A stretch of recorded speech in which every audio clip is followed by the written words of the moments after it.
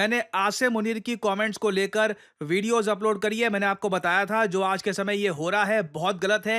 United states of America अपनी धरती दे रहा है पाकिस्तान के आर्मी चीफ को इंडिया के अगेंस्ट स्टेटमेंट देने के लिए, और ये स्टेटमेंट्स कुछ ऐसा नहीं है कि बस इंडिया को हम टारगेट करेंगे वगैरह। ये आदमी लिटरली इंडिया पर मिसाइल मारने पे, न्यूक्लियर वेपन्स यूज करने की धमकियां, हमारे बिलियनियर्स को मारने की धमकियां दे रहा है। इंडियन गवर्नमेंट ने फाइनली रिएक्ट किया है एंड आई एम हैप्पी कि फाइनली हमने आसिम मुनीर को, ना सिर्फ आसिम मुनीर को, प्रॉपरली यहां पे जवाब दिया है।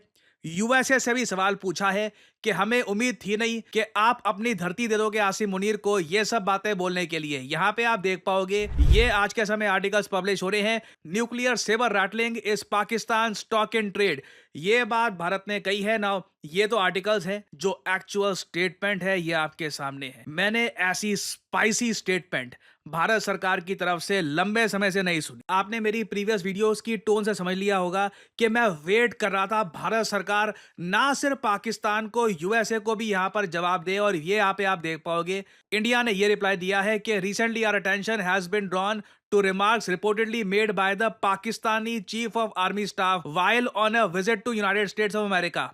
Nuclear saber rattling is Pakistan stock in trade, जो ये पाकिस्तान के chief of army staff Asim Munir ने ये यूएसए में खड़े होकर बात बोली है कि अगर पाकिस्तान पे अटैक हुआ तो पाकिस्तान आधी दुनिया तबाह कर देगा न्यूक्लियर वेपन से। ये अगेन, ये ना सिर्फ धमकी भारत को है, ये धमकी पूरी मानवता के सामने है।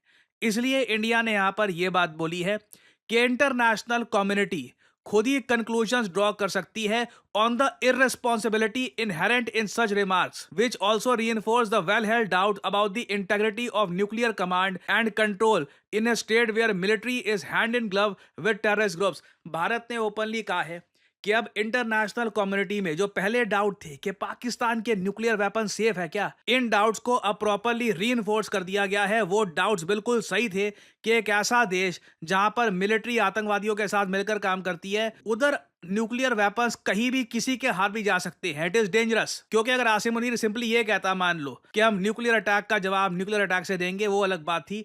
आधी दुनिया पाकिस्तान खत्म कर देगा, इसमें आधी दुनिया में फिर क्या आता है? इंडिया के आसपास कौन कौन से देश है? चाइना है, जापान है, ऊपर नॉर्थ में आप जाओगे सेंट्रल एशियन कंट्रीज, फिर रशिया स्टार्ट हो जाता है। तो आधी दुनिया जो ये खत्म करने की बात कर रहे हैं, इससे पूरी दुनिया के कान खड़े हो जाने चाहिए। आगे आप देख पाओगे ये लिखा है, ये काफी रिग्रेटेबल बात है, हमें इस बात का काफी अफसोस है कि ये सब स्टेटमेंट्स एक ऐसे देश की धरती से दी गई है जिसे हम एक फ्रेंडली कंट्री मानते हैं। इंडिया पाकिस्तान का यहाँ पे इशू है। आसिम मुनीर भारत को टारगेट कर रहा है बार बार, ये बोल करके जी इंडिया तो मर्सिडीज गाड़ी है, हम पुराने ट्रक हैं, ट्रक ने मर्सिडीज गाड़ी को हिट कर दिया तो क्या होगा। खुद ही बोलकर कि मानते हैं कि इंडिया की इकोनॉमी ज्यादा स्ट्रांग है, हमारा तो कुछ है नहीं, हमने कल को इंडिया के साथ वॉर स्टार्ट कर दी तो इंडिया का ज्यादा लॉस होगा, और फिर न्यूक्लियर अटैक कर देंगे, इंडिया के बिलियनियर्स को टारगेट कर देंगे। ये सारी बातें आसिम मुनीर ने यूएसए की धरती, फ्लोरिडा स्टेट जो है, फ्लोरिडा टैंपा से कही है। भारत ने ओपनली कहा है कि ये दुख की बात है कि ये सारी स्टेटमेंट दी गई हैं from the soil of a friendly third country. और आई थिंक कहीं ना कहीं यूएसए को जवाब देना होगा कि आसिम मुनीर की ऐसी स्टेटमेंट्स ये लोग अलाउ कैसे कर सकते हैं। ट्रम्प को आपने देखा होगा, काफी बार ट्रम्प ये कहते हैं कि कभी भी एन वर्ड का इस्तेमाल नहीं करना चाहिए, मतलब न्यूक्लियर जो शब्द है इसका इस्तेमाल नहीं करना चाहिए। मगर यहाँ पे आसिम मुनीर खुद ओपनली यूएसए की धरती से आधी दुनिया को न्यूक्लियर वेपन से डिस्ट्रॉय करने की बात करते हैं। तो यूएस क्या कर रहा है यहाँ पर? यूएस ये सब अलाउ करेगा? और देखना यहाँ पर ये होगा कि यूएस इस सब को लेकर क्या स्टेटमेंट देता है। अभी तक वैसे मैं आपको ये बताऊं, अभी तक यूएसए का स्टांस ये है कि यूएस पाकिस्तान पार्टनरशिप बड़ी जरूरी है अगर रीजन में, पूरे इंडियन सब कॉन्टिनेंट रीजन में स्टेबिलिटी बनाकर रखनी है। ये इधर यहाँ पे आप देख पाओगे ये आर्टिकल, आसिम मुनीर खुलकर वेपन्स ऑफ मास डिस्ट्रक्शन की बातें करता है यूएसए में खड़े होकर।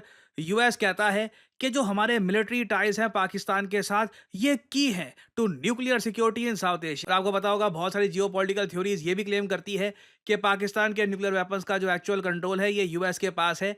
आसिम मुनीर बस ये जो स्टेटमेंट दे रहे हैं, इसके पीछे भी यूएसए अलाउ कर रहा है कि जाओ बोलो ये सब बातें, हमारे देश में आके बोलोगे, इंटरनेशनल मीडिया और सुनेगा भी इसको। और इंडिया के लिए यहाँ पे इंपॉर्टेंट ये है कि हम लोग इंटरनेशनल कम्युनिटी के सामने यहाँ पर ये बात लेकर आए कि करंट यूएस गवर्नमेंट किस देश का साथ दे रही है आज के समय।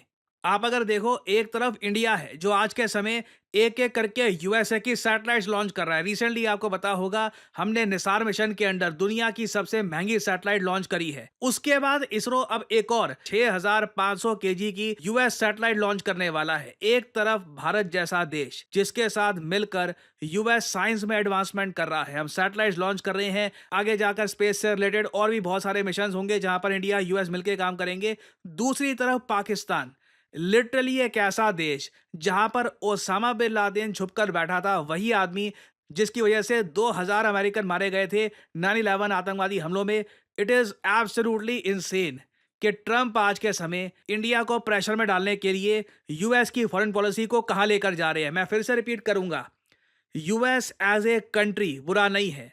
यूएसए के साथ हम वेरियस तरीके से कोऑपरेट कर रहे हैं, और इन द फ्यूचर अगर यूएसए में कोई ऐसा लीडर आता है जो जेन्युइनली विजनरी है, जिसका कोई ईगो वाला इशू नहीं है, जिसका कोई पॉलिटिक्स का इशू नहीं है, वो जेन्युइनली यूएसए के इंटरेस्ट को आगे बढ़ाना चाहता है, वो बिल्कुल इंडिया के साथ रिलेशंस इंप्रूव करेगा। अनफॉर्चुनेट बात है यहाँ पर कि डोनाल्ड ट्रंप छोटी चीजों को लेकर के मुझे नोबेल प्राइज के लिए नॉमिनेट नहीं किया, ट्रेड डील में मेरी बात नहीं मान रहे, इन इश्यूज को लेकर आसिम मुनीर को पूरा मंच दे रहे हैं कि जाओ पूरी दुनिया को न्यूक्लियर वेपन से उड़ाने की धमकी दे दो। और अगर हम टाइमिंग देखें तो आसिम मुनीर की जो ये कमेंट्स है ना, ये भारत के रक्षा मंत्री की कमेंट्स के ठीक बात आई है। रिसेंटली आपने सुना होगा, राजनाथ सिंह जी ने इनडायरेक्टली डोनाल्ड ट्रंप को टारगेट किया था कि कुछ लोग हैं जो इंडिया की ग्रोथ को लेकर चिंतित हैं और वो चाहते हैं कि इंडिया के प्रोडक्ट्स टैरिफ लगाकर दुनिया भर में एटलीस्ट उनके देश में महंगे कर दिए जाएं। कुछ लोग हैं जो भारत के का विकास जितनी तेजी के साथ हो रहा है उन्हें रास नहीं आ रहा है, उन्हें अच्छा नहीं लग रहा है। सबके बॉस तो हम हैं, भारत कैसे इतनी तेजी के साथ बढ़ रहा है। सबके बॉस तो हम हैं, ये सीधा सीधा यूएस प्रेसिडेंट को एक इनडायरेक्ट यहाँ पे रेफरेंस कर रहे हैं। और बहुतों के द्वारा यह कोशिश की जा रही है कुछ ऐसा किया जाए ताकि भारत में भारतवासियों के हाथों से जो चीजें तैयार होती हैं वह दुनिया के देशों में जाएं तो उन देशों में बनने वाली चीजों से वह महंगी हो जाएं, ताकि भारत की धरती पर भारतवासियों के हाथों से बनी हुई चीजें जब महंगी हो जाएंगी तो दुनिया के दोस्तों लोग उसे नहीं खरीदेंगे ना। बिल्कुल यहाँ पर सही बात है।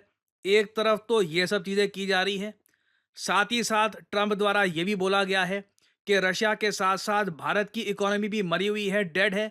अजीब बात देखिए, उसी मरी हुई इकोनॉमी में डोनाल्ड ट्रंप अपने एसोसिएट्स के साथ मिलकर लगातार ट्रंप टावर्स बना रहे हैं, चाहे गुड़गांव हो, मुंबई हो, पुणे हो, भारत के कई और शहर हो, ट्रंप टावर्स उठ रहे हैं। और इसमें से हजारों करोड़ों की कमाई डोनाल्ड ट्रंप के जो इंडियन पार्टनर्स हैं और साथ ही साथ डोनाल्ड ट्रंप की जो फैमिली है वो भी कमा रही है। मुझे याद है किसी ने ट्विटर पे एक सुझाव लिखा कि ट्रंप टावर को नेशनलाइज कर दो और जो भी वहां पे फ्लैट है गरीबों में बांट दो, ये बोल दो कि जी डेड इकोनॉमी है हमारे यहाँ, आप क्या करोगे यहाँ पे, डेड इकोनॉमी में क्या आपको मिलेगा। हालांकि मुझको लगता तो नहीं है ऐसा होगा, लोग ट्विटर पे काफी बातें करते हैं, बट दिस इज इनक्रेडिबल। आप लोग सोच सकते हैं यहाँ पे क्या हो रहा है, this is so crazy. PM Modi आज से कुछ ही महीने पहले यूएसए में गए थे, ट्रंप के साथ उनकी बहुत अच्छी मीटिंग हुई, दोनों काफी फ्रेंडली तरीके से बात कर रहे थे।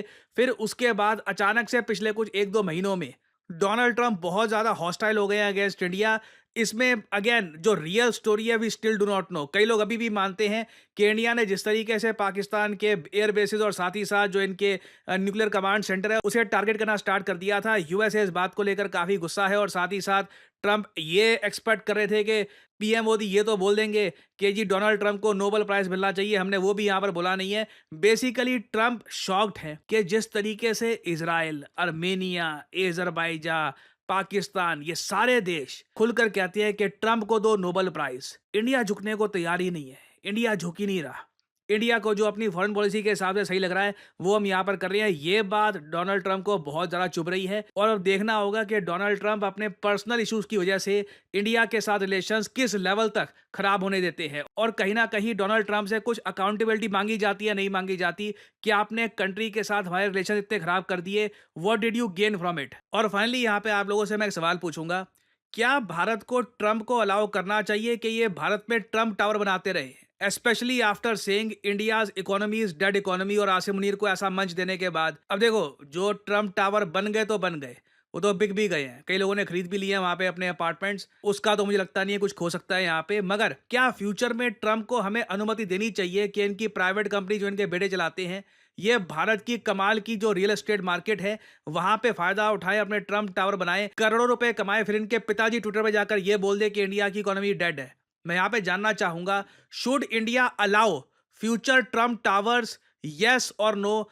कमेंट सेक्शन में करिएगा आंसर। मैं जानना चाहूंगा यहाँ पे आपका ओपिनियन।